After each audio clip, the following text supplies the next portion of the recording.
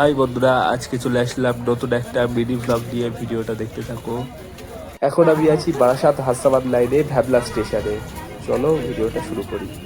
আমি এখানে দাঁড়িয়ে আছি ট্রেনের অপেক্ষায়। আর আজকে ভিডিওটা মেনলি কোন টপিকে সেটাই তোমাদেরকে বলবো।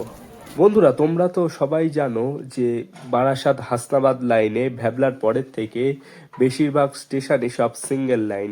এই সিঙ্গেল লাইনের জন্য আমাদের এখানে ট্রেন লেট হয়, কারণ যখন আপে বা ডাউনে কোনো ট্রেন যায় তখন যেখানে ডবল লাইন রয়েছে সেখানেই ট্রেনকে দাঁড়িয়ে থাকতে হয়। সেই জন্য ট্রেন প্রচুর লেট করে আমাদের এখানে। সেই জন্য সরকার এখান থেকে সব ডবল লাইন করবে। তো কোন কোনগুলো সিঙ্গেল লাইন রয়েছে, পরবর্তীতে ডবল লাইন হবে, সেইগুলোই ভিডিওতে আজকে তোমাদেরকে দেখাবো। তো চলো আজকের ভিডিওটা শুরু করা যাক। আমি এখন রয়েছি ভ্যাবলাতে, আর ভ্যাবলাতেও হচ্ছে সিঙ্গেল লাইন, তোমরা সবাই জানো। আর ট্রেন আসছে, চলো সেটা তোমাদেরকে দেখাই।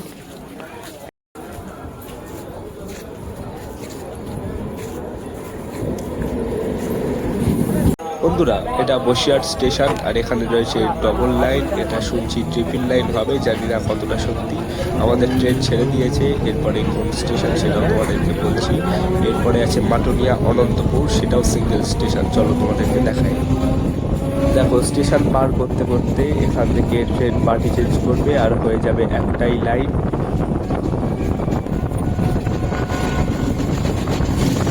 দেখো, হয়ে গেল সিঙ্গেল লাইন। এইবার অনন্তপুরে,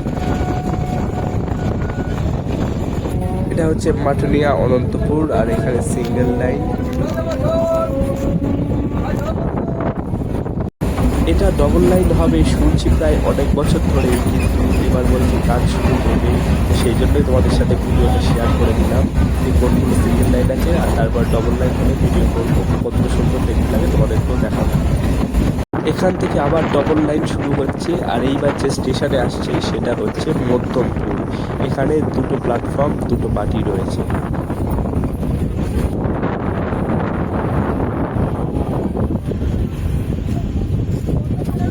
এই স্টেশনটা পার করলেই আছে সিঙ্গেল লাইন, নাম নিমদারি।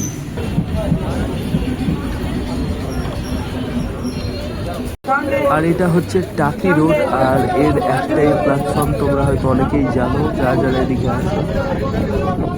এবার গাড়ির স্পিড একদমই কমিয়ে দিয়েছে। এবার হচ্ছে শেষ স্টেশন হাসনাবাদ, আর এটা চাঁপাপুকুরের পরের থেকে এটাই একটা স্টেশন যার তিনটে প্ল্যাটফর্ম।